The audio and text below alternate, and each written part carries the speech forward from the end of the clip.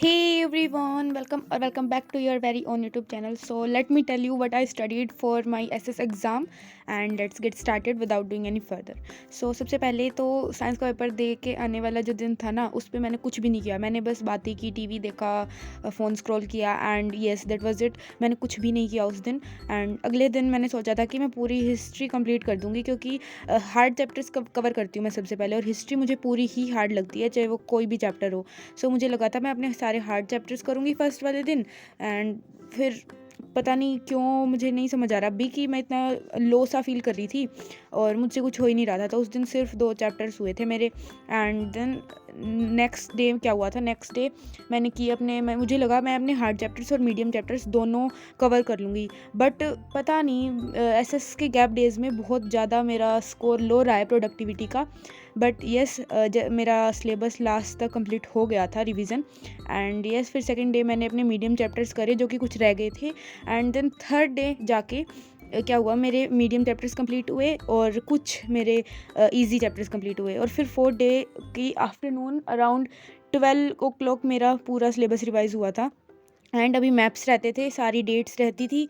End of course जो ये picture based वगैरह ये मैं भूल गई थी, तो ये मुझे करने थे.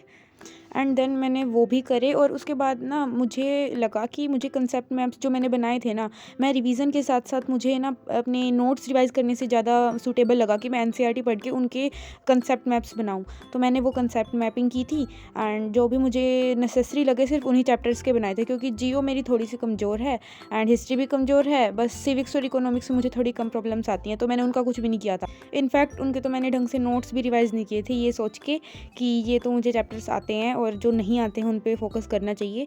सो मुझे अभी भी पता है क्या ऐसे लग रहा था कमी, कि मुझे मोस्ट इंपॉर्टेंट क्वेश्चंस जो इतने सारे हैं यूट्यूब पे वो कर लेने चाहिए. ऑल्दो मैंने मतलब 1-2 लाइव अटेंड की थी, मतलब पूरी नहीं की थी, मैं बीच बीच में जा रही थी. और मेरा मतलब मैं बहुत इमेच्योर टाइप की हूँ, मतलब कभी किसी लाइव सेशन में चली जाती हूँ, कभी किसी में.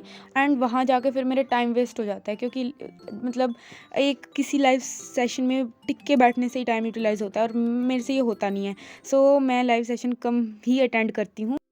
एंड एसएस के मामले में तो थोड़ा ऐसा भी है कि मुझे एसएस लिटरली बहुत पसंद है. It is one of my favourite subjects. And yes इस वजह से ही मुझे इसको करने में मज़ा आता है. एंड देखो आप कंपैरेटिवली अगर पूछोगे तो मैं बताऊंगी कि हिस्ट्री है, जैसे हिस्ट्री है और जो है ये मुझे मुश्किल लगते हैं, बट इतने मुश्किल नहीं लगते हैं जितने और सब्जेक्ट्स लगते हैं. लाइक मुझे साइंस और एसएस दोनों ही बहुत पसंद है. एंड यू गाइज नो कि कोई ऐसी ट्रिक हो जिससे कि मैं दोनों परस्यू कर सकती हूँ 11th में. I know this is really funny but I want to know literally.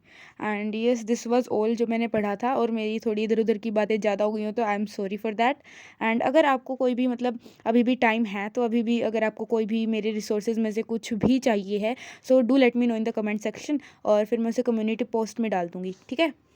And thanks for watching.